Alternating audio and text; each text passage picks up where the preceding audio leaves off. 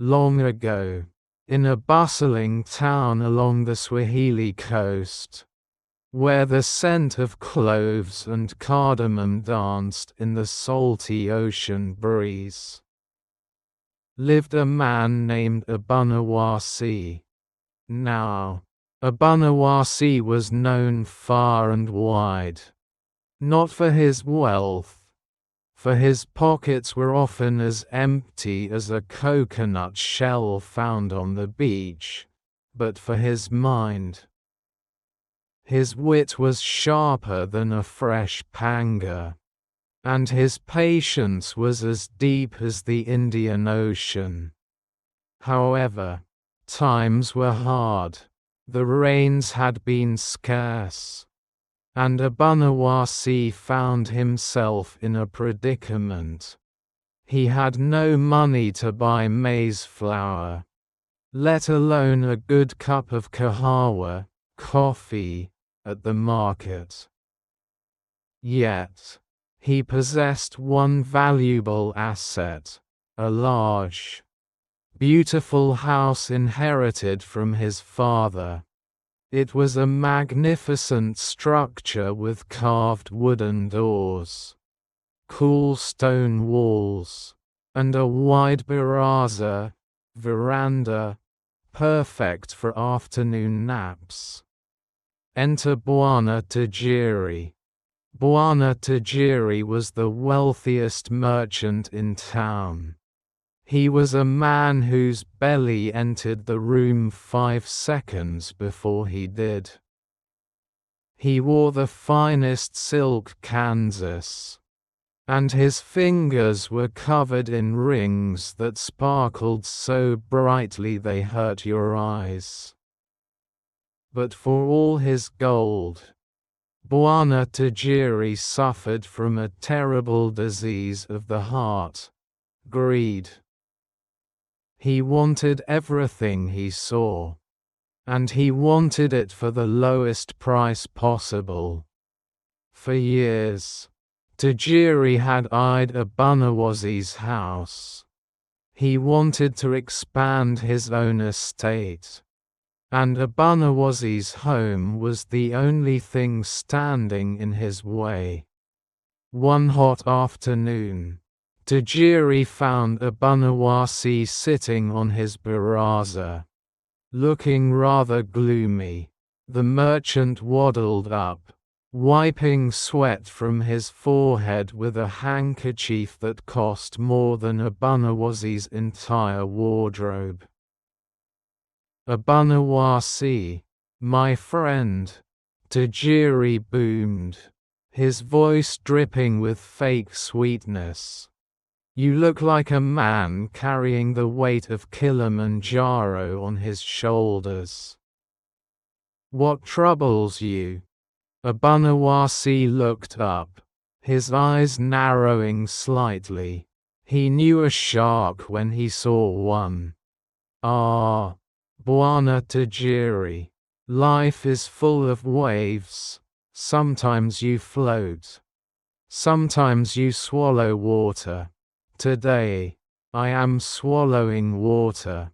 My pockets are empty." Tajiri's eyes lit up. This was his chance.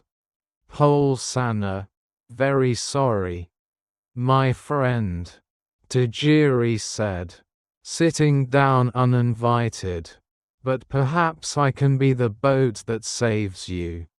I have told you many times, sell me this house.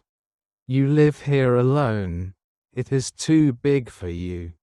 With the money I give you, you can live like a king in a smaller, more sensible hut." Abunuwasi stroked his chin. "Sell the house. This house carries the memories of my ancestors. Memories do not fill the stomach." "Abunuwasi," Tajiri laughed, "I will offer you 500 gold coins. A fortune." Abunuwasi knew the house was worth at least 1.000 But he also knew Tajiri would never pay fair market value without a fight. A mischievous idea began to form in Abunuwasi's mind. 500 coins is very low. Bwana. Abunuwasi sighed. But desperation makes us do foolish things. I will accept your offer. Tajiri nearly fell off the bench in excitement. Wonderful. I will bring the scribe immediately. Wait. Abunuwasi raised a hand. I have one small condition. Tajiri paused. Suspicious. What condition? You want to keep the furniture? The chickens? No. No. Abunuwasi said softly. I sell you the house. The land. The roof. The doors. And the windows. But do you see that single, rusty iron nail hammered into the wall of the main living room?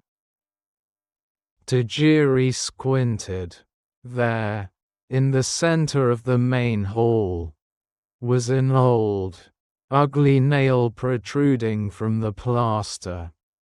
I see it. It is an eyesore. I will have it pulled out. Tajiri said. No. Abunuwasi exclaimed.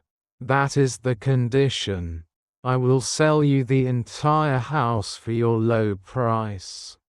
But I retain full legal ownership of that one nail. And, as the owner of the nail, I must have the right to visit it, clean it, and use it whenever I wish. Tajiri burst out laughing. His belly shook like jelly. You want to keep a nail? Just a nail? It was my father's favorite nail. Abunuwasi said with a straight face. I cannot part with it. Tajiri thought to himself. This man is truly a fool. He sells a mansion for peanuts and worries about a rusty piece of metal. Let him keep his nail. What harm can a nail do? Done. Tajiri cried. You can keep your precious nail. You sentimental fool. Let us sign the papers. The contract was drawn up by the town scribe. It clearly stated, Bwana Tajiri owns the structure and land known as Abunuwasi's house, excluding one iron nail in the central living room, which remains the sole property of Abunuwasi, with granted access at any time. The money was paid. Abunuwasi moved out. Tajiri moved in. A week passed. Bwana Tajiri was living in paradise. He renovated the house, painting the walls bright blue and hanging expensive curtains. He walked around aiming to impress everyone. Look at my business acumen, he bragged to his wife. I bought this palace for half its value because Abunuwasi is an idiot. One evening, Tajiri was hosting a lavish dinner party. The most important people in town were there, the imam, the other merchants, and the local officials. The table was set with pilau, biryani, roasted goat, and sweet halwa. The mood was elegant. Suddenly, the heavy wooden front door creaked open. Abunuwasi walked in. He was wearing old, dusty sandals and a tattered shirt. He marched right past the servant, ignoring the shocked guests. Abunuwasi. Tajiri stood up, his face turning red. What is the meaning of this? Can't you see I am entertaining guests? Abunuwasi smiled politely. Ah, Bwana Tajiri. Shikamu. Please, do not mind me. I have not come to see you. I have come to visit my nail. The guests whispered among themselves. His nail? Yes. Abunuwasi continued, walking to the center of the room where the guests were eating. He approached the wall. He took off his old, sweaty turban, which smelled of hard labor and sun, and hung it carefully on the rusty nail. There, Abunuwasi said, patting the turban. My nail was lonely. It needed company. You cannot leave that dirty rag there. Tajiri hissed. It stinks. We're eating. Abunuwasi pulled the contract out of his pocket. Section 4. Paragraph 2. Abunuwasi retains ownership and access to use the nail at any time. If I cannot hang my turban on my own nail, then you are breaking the contract, and I will take back the house. Tajiri was trapped. He couldn't make a scene in front of the officials. He forced a smile. Fine. Leave it. Just go. Abunuwasi bowed to the guests. Enjoy the aroma, my friends. He left. The dinner continued, but the smell of the sweaty turban wafted over the biryani, ruining everyone's appetite. The next morning, Tajiri was furious. He waited for Abunuwasi to come back. Take your turban and get out. Tajiri shouted when Abunuwasi appeared at noon. Certainly, Abunuwasi said. He took the turban, but then, he reached into a sack he was carrying and pulled out a pair of muddy, wet trousers he had worn while fishing in the swamp. Squelch. Drip. He hung the muddy trousers on the nail. Dirty water dripped down Tajiri's freshly painted wall. What are you doing? Tajiri screamed. Laundry. Abunuwasi replied calmly. My house has no roof, so the rain wets my clothes. Your house, sorry, our house, has a roof. My nail is the perfect place to dry my pants. I will call the police. Call them. Abunuwasi challenged. The nail is mine. Day after day, it continued. Abunuwasi would arrive at breakfast, lunch, or when Tajiri was trying to sleep. He hung old coats, broken baskets, and ripped nets. The beautiful living room began to look like a garbage dump. Tajiri's wife began to complain. Husband, I cannot live like this. The neighbors are laughing at us. That man walks in here like he owns the place. He only owns the nail. Tajiri roared. I will defeat him. Tajiri decided to lock the front door. When Abunuwasi arrived, he found it barred. He went straight to the Qadi, judge. An hour later, Abunuwasi returned with 2 guards. They pounded on the door. "Open up in the name of the law." Tajiri opened the door, trembling. The guard read the decree. "By locking the door, you are preventing a man from reaching his legal property. You must leave the door unlocked, or you will be thrown in prison for theft of rights." Tajiri was defeated. He had to leave the door open. That evening, Abunuwasi decided it was time to end the game. He went to the market and visited the fishmonger. "Rafiki," Abunuwasi said, "give me the deadest, rottenest, most foul-smelling fish you have. The one the cats won't even eat." The fishmonger gave him a bluefish that had been sitting in the sun for 3 days. The smell was enough to make a goat faint.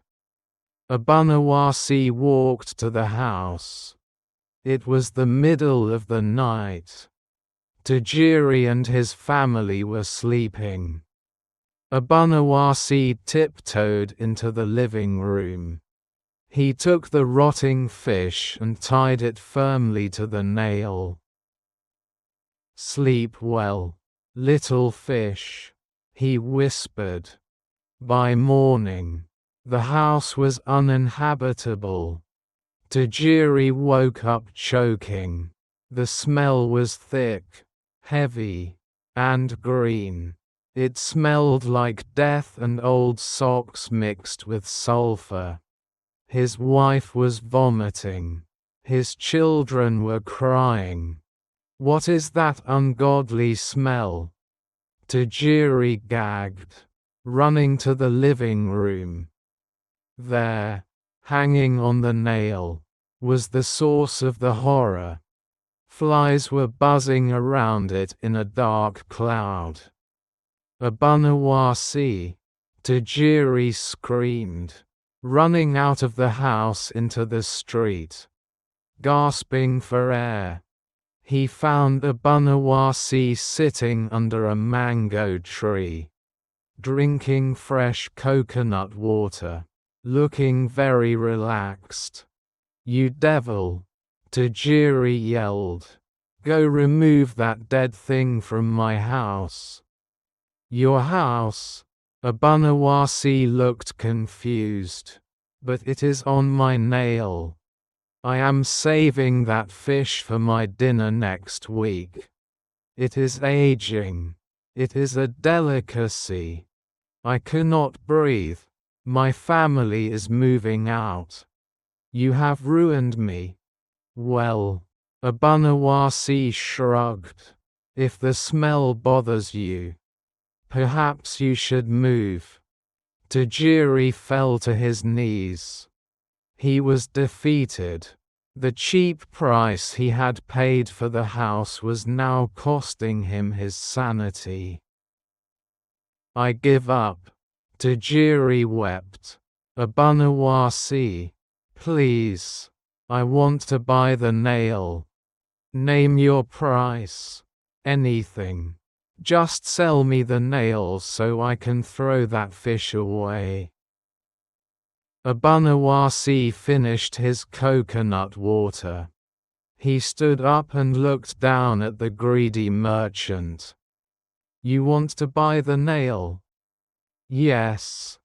It is a very special nail," Abunuwasi said. "It has sentimental value." "How much?" Abunuwasi smiled. 2.00 gold coins. 2.00. I bought the whole house for 500. That was the price of the house. Abunuwasi explained calmly. The price of the nail is 2.00. Supply and demand. Bwana Tajiri. You have the demand. I have the supply. Tajiri cried. He cursed. He rolled on the ground. But the smell from the house was drifting into the street. And he knew he had no choice. He ran to his bank, gathered all his savings, and handed the heavy bag of gold to Abunuwasi. Here, take it, take your cursed nail. Abunuwasi weighed the bag. It was heavy. He smiled. A pleasure doing business with you, Abunuwasi said. He walked into the house, holding his nose, removed the rotting fish, and threw it far away. He then took a pair of pliers and pulled the rusty nail out of the wall. He handed the nail to Tajiri. Here is your purchase, Bwana. Take good care of it. It is a very expensive nail. Abunuwasi walked away, whistling a happy tune. 2.00 gold coins richer. He bought back his family's land, built a new, comfortable house, with no nails for sale, and lived happily. As for Bwana Tajiri, he learned a lesson that he never forgot. He kept that rusty nail on his desk for the rest of his life. Whenever he felt the urge to be greedy or to trick a poor man in a deal, he would look at the nail, remember the smell of the rotting fish, and decide to be honest instead. The lesson for us today, my friends: when you make a deal, read the small print. Do not let greed blind you. Bwana Tajiri thought he was buying a house, but he forgot that a house is made of many parts, and sometimes the smallest part, like a single rusty nail, can be the most important thing of all. Don't try to cheat the wise, or you might end up buying a nail for the price of a palace.